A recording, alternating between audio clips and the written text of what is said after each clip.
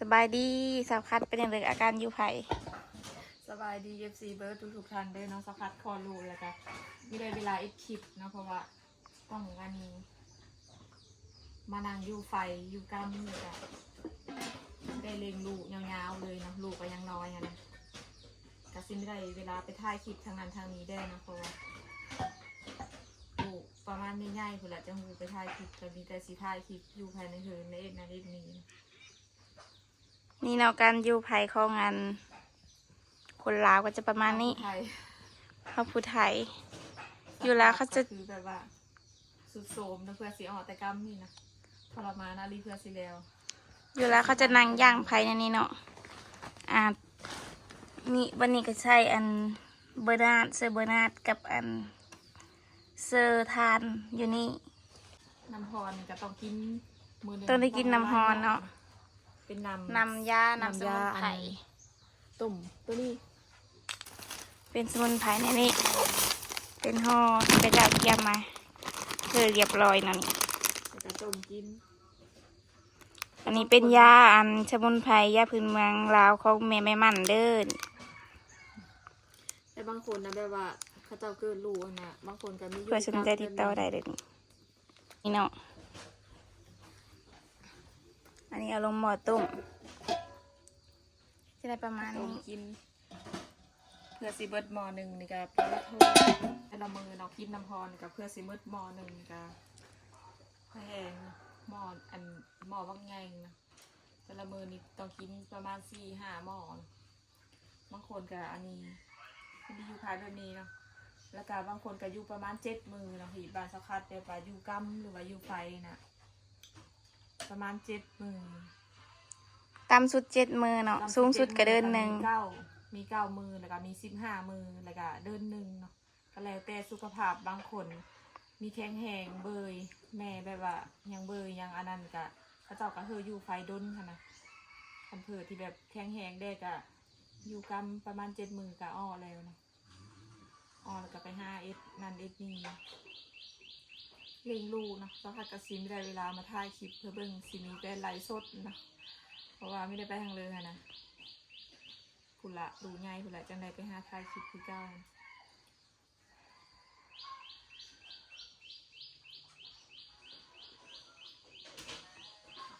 น้ำพรนี่ก็ต้องกินตอนทอนๆจะกินงานน้ำอาบในการเช้าครับต้องลุกอาบแต่4 โมงเช้าเนาะเป็นหีบเป็นแบบว่าหีบอยู่กำบานสักคัดนี่ต้องลุกอาบแต่4 โมงเช้าเนาะอาบน้ำพรนี่แหละนี่เป็นน้ำอุ่นธรรมดาเนาะแบบว่าต้องทอนๆนะซัดเจอโอ้ทรมานเราเพื่อสิแล้วเพื่อสิอยู่กล้ามแล้วนี่ก็ดุนเติม7 มือเนาะสักคัดอยู่ออกกล้ามเลยก็สิมัดเฮนหับควนลูกสักคัดได้ลูกเช้าเนาะหับควนลูกเช้าอีกทีหนึ่งเนาะออกกล้ามเลยก็เขาจะสิมีการหมัดเฮนออกกล้ามหรือว่าออกแต่อยู่ไฟเนาะการอยู่กล้ามมันเกิดลูกบานสักคัดก็สิประมาณนี้แหละเพื่อได้ลูกแล้วก็ต้องมานั่งกล้ามแบบนี้นะนั่งย่างไฟเนาะแล้วก็กินน้ำพรอะไรนะกินฮอนอาบฮอนมาถึกย่าง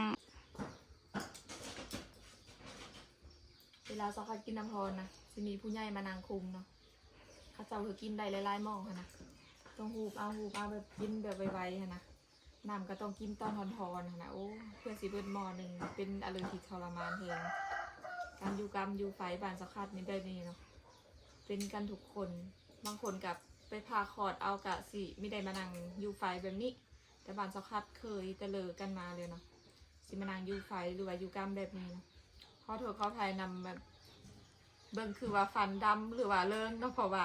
กินน้ำผ่าใหม่มา7 มือเลย7 มือแล้วแหละสมุนไพรตัวนี้มันสิปิดแห้วนะนี่คือสักคัดยังสิเป็นเดี๋ยวนี้เนาะจะมีแบบขาบอันเปิดใหม่ค่ะนะเปิดใหม่อันแดงๆค่ะมันติดเขือยานางแดงเนาะเขือยานางแดงส้มนะฟันสักคัดจะเป็นสีส้มแล้วก็จะมีเหอแป้งฟันมีเหอเลยเนาะเพราะว่าอยู่กำมีพิษกำแล้วก็มีเหอใส่เครื่องซ้ำอ้างมีเหอเอ็ดพะเลยเนาะเกี่ยวกับตัวเองค่ะมีแต่อาบน้ำพรกินน้ำพร2 อย่างนี่แป้งฟันนะหรือเขาจะมีเหอแป้งเนาะจนออกกำพูดเลยเขาจะจังเหอเอ็ดนั่นเอ็ดนี่เนาะกะอยู่ไปอากาศก็ร้อนโอ้เอาแต่ละมือเพื่อสิพันไป ได้มันถอนสังกะสีเลยเนาะเหือนสะพัดแล้วก็ต้องมานั่งย่างไฟอีกทางลุงเขาเจ้าก็ซื้อทานเต็มเลยเนาะแล้วก็จะมีควันของเบอร์นาดนะกลุ่มแบบเป็นสมุนไพรเขาเจ้ามาเฝ้านะแล้วมันก็อบกันไปนะสำหรับคนที่ผ่าตัดเนาะผ่าลูกผ่าเกิดนี่ซีไม่ได้นางภายในนี้เนาะเขาจะอยู่กำเย็นแล้วก็กินยาสักยาเอาบ้านสะพัดเป็นแบบผู้ใหญ่เกินแบบคนตะกี้เลยเขาเจ้าก็สิแบบอันนี้นะอันนี้เป็นการนางภายของคนที่เกิดลูกธรรมศาสตร์คลอดแบบธรรมศาสตร์จะได้นางภายในนี้ลูกสาวคัดเป็นผู้หญิงเด้อนี่เด้อเพศหญิงผมดกคือแม่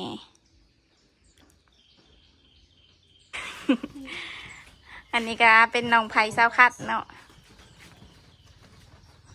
น้องไผ่สาวคัดเป็นมายามเมืองป่าอยู่กำสะพัดมันได้เลงดมพงรูนะเพราะว่าดมสะพัดนำดมยังไม่มาค่ะสาวคัดบ่มีน้ำนมนอนต้นใดอันซื้อนมพุ่นนะยังลูกอยากให้อุ้มมาเลยไปนอนไปขอขนมวัดได้อันลายบอได้ลายบอสินี่เนาะอันนี้เป็นลูกสาวแอะเด้อนี่เด้อนี่มาแต่วัดนี่พากันไปขอขนมวัดปดเกือบบังนี่เนาะอันนี้ก็มาอยู่น้ำไม่เท่าเลยอ่ะนมอ้าวนี่นมปั้นกันปันกันใช้ผูกแขนนะดีไปให้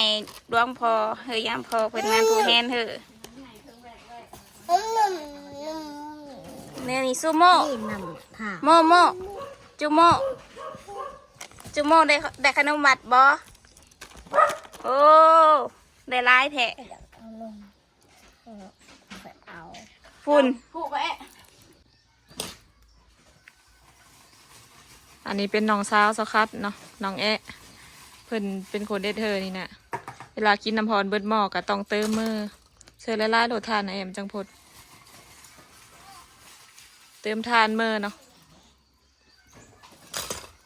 แล้วก็เสื้อนำอยู่หม้ออีน้องสาวสะคัดเพิ่นโสดเลยเด้อสบายดีเด้อเอฟซีทุกคนวันนี้มาเผากันเช้าคัดพอดีมาแต่เวียงปึ๊บมาเดทเวเนาะแล้วก็เช้าคัดจะขอลูกเลยเก็บทองไปขอดลูกนะน้องแอะก็เดินทางยังมีหอดซ้ำมาหอดเฮินกับคนอยู่เฮินกับไปเบิดแล้วเนาะไปหงหม้อเบิดแล้วเพิ่นกับมาหอดกันนอนกับลูก2 คนเนาะน้องสาวสะคัดเพิ่นไปเอสเวอยู่เวียงเอสเวอะไรแอะอยู่บริษัทเดียร์ละอ้าวมือนี่ก็ได้ไปห้าเงินนี่แล้วทุกคนเอ้ยไปห้าเงินเลี้ยงลูกในวันนี้นะน้องสาวคัดเพิ่นได้ลูก1เนาะได้ลูก1เพิ่นไปหาเงินเลี้ยงลูกอยู่เวียงพุ่นน่ะเอสเวอะไรแอะอยู่เวียงอยู่บริษัทเดียร์ลาวเอสเวแบบเขาเอสพอเลยสอนแก้วใส่ลังสอนแก้วเสื้อลางเนาะเอาขวดเบียร์หรือว่าแก้วเนาะบานสกัดเอิญเสื้อกระลังเสื้อลังเบียร์หั่นละ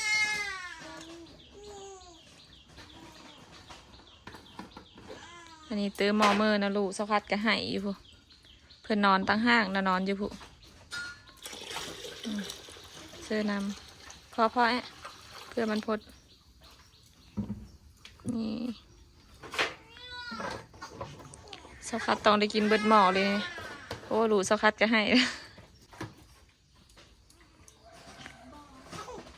ได้ก็เดินเท่าไหร่เอสเวนะ6 ล้านประมาณนี้แหละ5 ล้านไป6 ล้านน้องสาวสกัดเพิ่นกับปะลูกยูพีเนาะเราไปหาเอสเวเลิกกับโพแล้วเป็นอะไรคือเลิกเป็นอะไรคือเลิกกับโพอยู่กันไม่ได้เนาะเบิ่งหีดบันสกัดสิเป็นแบบนี้เนาะสีเอาแห่โตข้าเจ้าขวางเอาปลาหั่นนะมาอ้อมแบบนี้อยู่ถึงโฮเนาะข้าเจ้าเอิ้นว่ากันหั่นนะกันมีสิ่งที่ไม่ดีมากวนมาเลยเนาะนี่เนาะอันนี้แม่มาแต่วัดผูกแขนให้ลูกให้ร้านคุณมีคนมาขายเครื่อง พอดีมาแต่วัดกับข้าเจ้ามาขายเครื่องเนาะไปเบิ่งแนวกินกับแม่ก่อนได้แม่เพิ่นก็อยากไปเบิ่งแบบคนแถววันเขตหนองเขาก็เจ้าพายกระบุ้งพายกระเปาะเข้ามาให้เครื่องให้คล้องให้ในอยู่แนวกินเนาะแบบบ้านๆอาหารบ้านเฮาผักน้ำผักนอกทงเท่าไรนี่ทง5,000ไหว้นี่เด้อันนี้ไหว้กับหน่อไม้ หน่อผักมังเงะหรือทำผัก คือไม่ซื้อไว้พักมาแงะ น้อยอันนี้นึงว่าไอ้หมอทำไม มาอันนี้ได้สามารถน้อยนี่เด้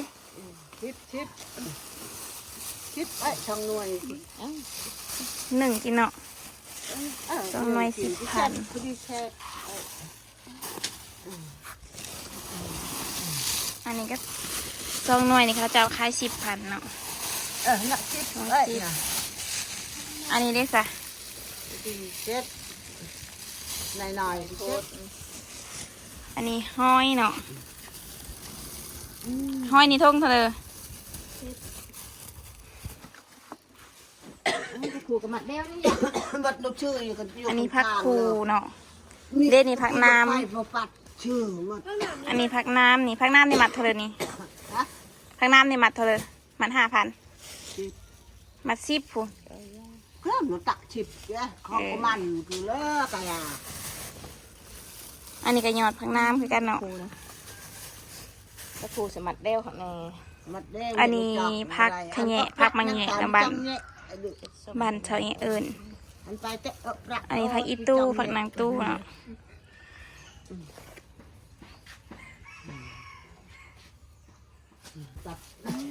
แม่ก็เอาเนี่ย กระดอกนี่ แค่มาหน้าเอ็มจ้ามาเลยนะก็จะ ทง5,000 กระตุ้นลูกดีละกระตุ้นลูกมาที่ปีก็เอา ช่วงๆนี่ขึ้นมาเลยนี่ไว้มันละ10,000 เอาห้อยกับอันนี้เนาะ ทำไมกี่ พอดีเป็นทะเลห้อยทงทะเล ไม่ได้เช่า พอดีเป็น20,000 ก็น่าดอกก็จะดังใจ 10,000 อาหารที่สคัดกินแต่ละมื้อก็สิเป็นประเภทไก่เนาะปิ้งแล้วก็แกงซุปีบางมื้อก็กินแนวอื่นเนาะกินปลาแห้งกินอะไรไปหั้นนะแล้วก็ต้องมานั่งกินน้ำหอนเบิดมือเบิดคืนเนาะ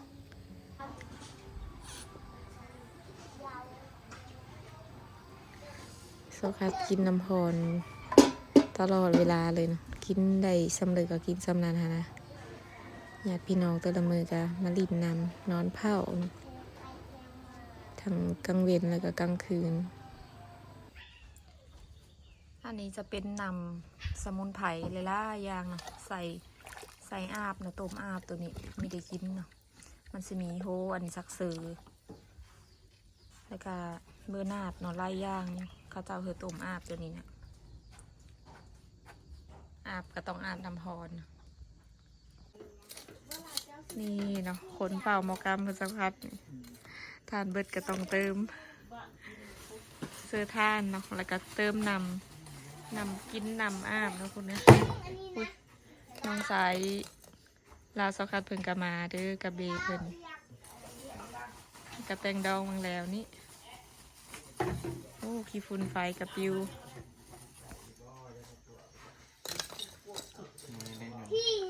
สักพัดได้นั่งกินน้ำพรเบิดคืนเลยจนถอดเวลานอนพุ่นละเขาเจ้าจะเธอนอนเนาะเขาเจ้าเธอคุมกินน้ำพรเธอได้ฮะนี่จังออกกัน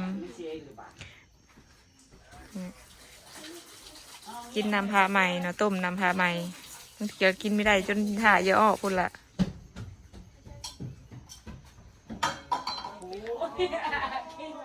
ญาติพี่น้องก็มาลิ่นไผ่เนาะทางในงานกำบานเจ้าคัดเมนกลางคืนเขาเจ้าซีมาลิ่นไผ่ตีไผ่เนาะตีไผ่เอาเงินทางในการนางเฝ้าร้านเนาะ วินดี้บ่าวถ่ายทำฮะ เปิดหน่อยไง น้องวินดี้น่ารักว่าซั่น เงินไปหน่อยจะยังอยู่ กลางคืนก็สิมาเฝ้ากันแบบนี้ อันนี้คนมายังมีเบิ้ล หมูไปก่อนแล้ว ปกติแต่ละคืนสิหลายคนกว่านี้ได้มานั่งเฝ้าสักคัด ไปหน่อย เงินไป อยู่ หน่อย ก จะยัง ำอยู่กำฝ่ายบ้านสักคัดเอิญกลางคืนกับเขาเจ้ากับงานนอรินไทยสอดแจ้งก็ได้